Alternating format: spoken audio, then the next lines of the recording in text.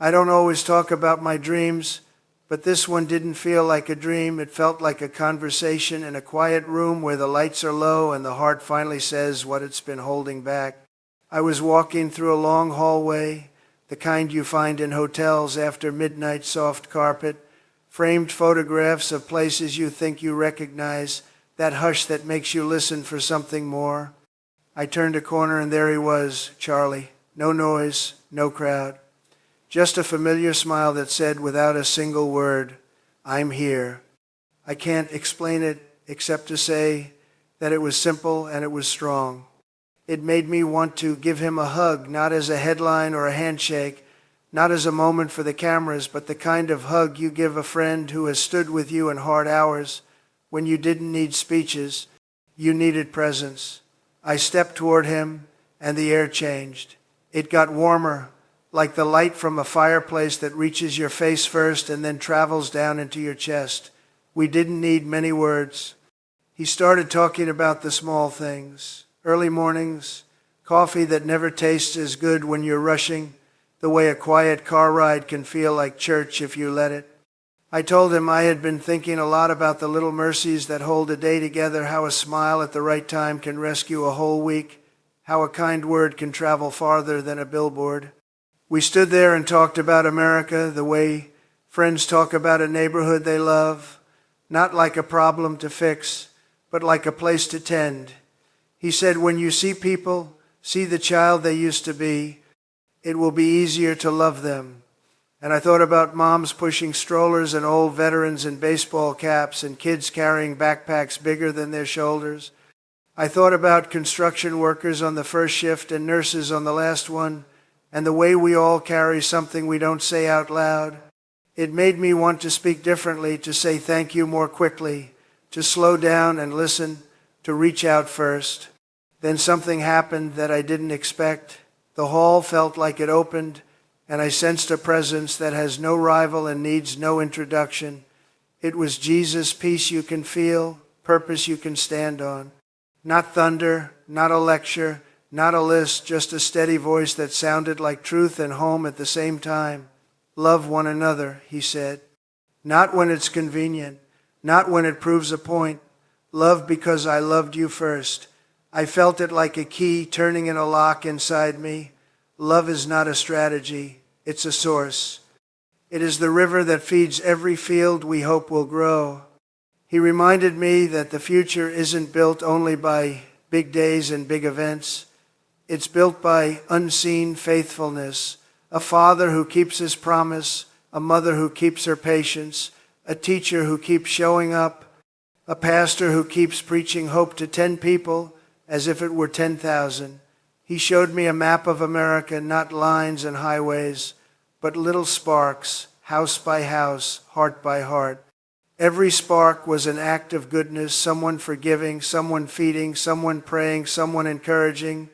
Together they looked like constellations, and the more people loved, the brighter the map became. I told Jesus I wanted to do better, talk better, lift people higher, carry the weight I have to carry with more gratitude and less noise. He said, start with the next person you see, not the next event, not the next statement, the next person.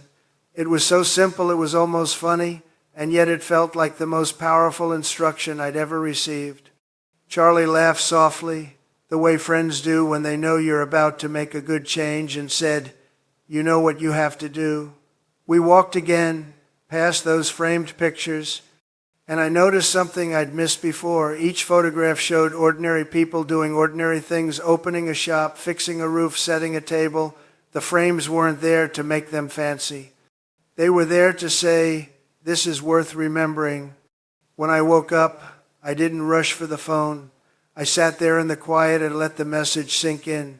I wanted to hug my friend, yes, but more than that, I wanted to hug this country with my words and my actions, rapid in hope, in decency, in the kind of strength that comes from kindness. I wanted to call people by their better names and expect their better selves to answer.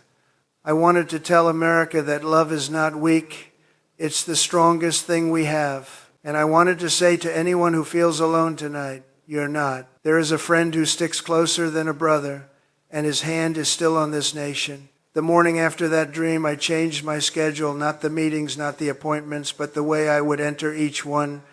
I told myself, every room deserves respect, every person deserves dignity, every conversation deserves an open door. I walked into the first meeting with the quiet promise that I would find something to honor in each person at the table. You'd be surprised how fast a tense room can soften when someone feels seen. It doesn't mean we avoid hard truths. It means we deliver them with steady hands. As the day moved, I started to notice the small invitations I usually miss. A security guard who always nods but rarely gets a full minute of real conversation. A staffer who is excellent at her job but hides it behind humility. A driver who knows 3 back roads you've never heard of and a 4th that will save you 20 minutes when it matters most. I asked names and stories. I listened. I learned that love isn't only a feeling, it's a discipline. It keeps showing up. It keeps believing the best. It keeps speaking life where others are sowing doubt. And then, like a refrain you can't forget, I kept hearing the same words in my heart, feed my sheep. It's what Jesus said to a man who had failed him, and it's what he keeps saying to leaders everywhere. If you have influence, use it to feed people with hope. If you have a platform, use it to bless people with truth. If you have a voice, let it carry a better sound. We can't fix everything in a day, but we can change the atmosphere in a minute. Sometimes the greatest policy is the person in front of you, and the greatest plan is the next kind thing you choose to do. That night I sat down again and thought about Charlie's smile and the warmth I felt when I moved in for that hug. I thought about the words we exchanged, short, sincere, strong. I realized something. We don't have to agree on everything to agree on this: love your neighbor. That is not weak, that is victory. It quiets storms, it lifts burdens, it rebuilds places that were written off, it brings people home.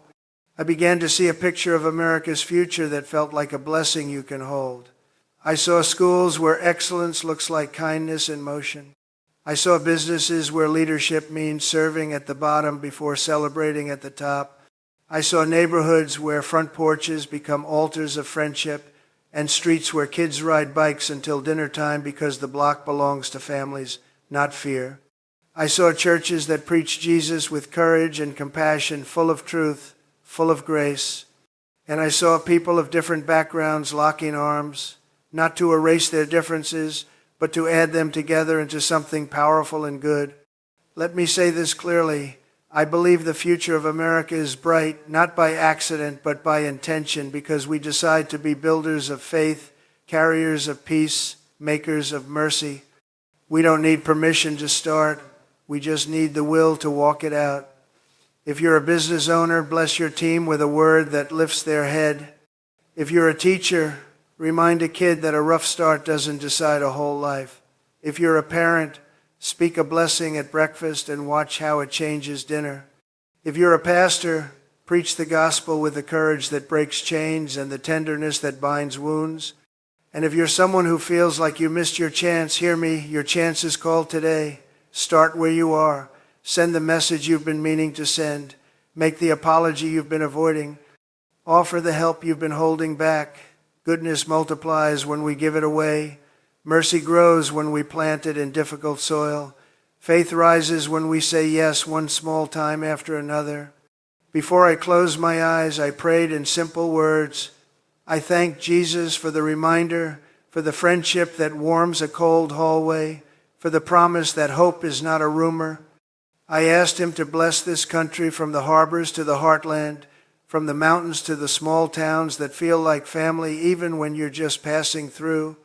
I asked him to light the map again, house by house, heart by heart, until kindness looks normal and cynicism looks strange. I asked for courage to keep hugging the country with my choices, to keep speaking life into rooms that forgot how to breathe. And I thought again of that embrace, one friend to another, and how it set the tone for everything that followed. Maybe that's how we change the world, not by winning every argument, but by winning the chance to love one more person well. Maybe greatness is not how loud we can shout, but how gently we can carry the truth. Maybe the future isn't waiting on permission from power. Maybe power is waiting on permission from love. So here's the invitation. Walk this out with me. Hold the door, write the note, make the call, pray for your neighbor, bless the stranger, believe the best. Let Jesus lead, and let your life be the proof that he still does miracles in homes, in halls of government, in classrooms, in streets where a small kindness can echo like a great bell. I believe with all my heart that America's best days are not behind us. They are being written right now by people who choose love over noise, purpose over panic, and faith over fear. That's the country I see when I close my eyes. That's the story I want to live when I open them.